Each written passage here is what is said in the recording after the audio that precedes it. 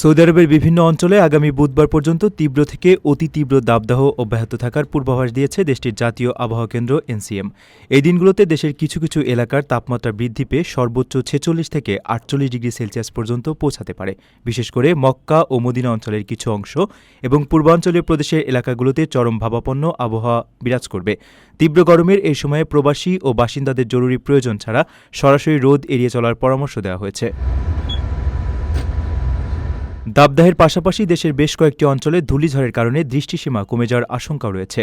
আবহাওয়া কেন্দ্রের তথ্য অনুযায়ী আগামী শনিবার পর্যন্ত সৌদি আরবের পূর্বাঞ্চলীয় প্রদেশসহ উত্তরাঞ্চলীয় সীমান্ত, কাসিম, রিয়াদ এবং মদিনা অঞ্চলের বিভিন্ন অংশে দিনের বেলায় তীব্র ধূলিময় বাতাস সক্রিয় থাকতে পারে।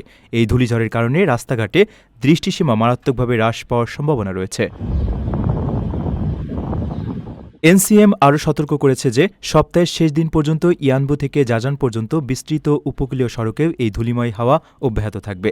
এর ফলে উপকূলীয় অঞ্চলের কিছু কিছু এলাকায় দৃষ্টিসীমা প্রায় শূন্যের কোঠায় নেমে আসতে পারে। ফলে এসব অঞ্চলের মহাসড়কগুলোতে চলাচলকারী দূরপাল্লার যানবাহন ও চালকদের বাড়তি সতর্কতা অবলম্বন করার অনুরোধ জানানো হয়েছে। আপনার স্বপ্নগুলো আকাশ ছুবে প্রবাসীর হেলিকপ্টারের মাধ্যমে। বিয়ে, জন্মদিন অথবা যে কোনো বিশেষ প্রয়োজনে হেলিকপ্টার ভাড়া করতে যোগাযোগ করুন স্ক্রিনে দেয়া নাম্বারে। প্রবাসীর হেলিকপ্টার, নিরাপদ ও সাশ্রয়ী বাহনের বিশ্বস্ত নাম।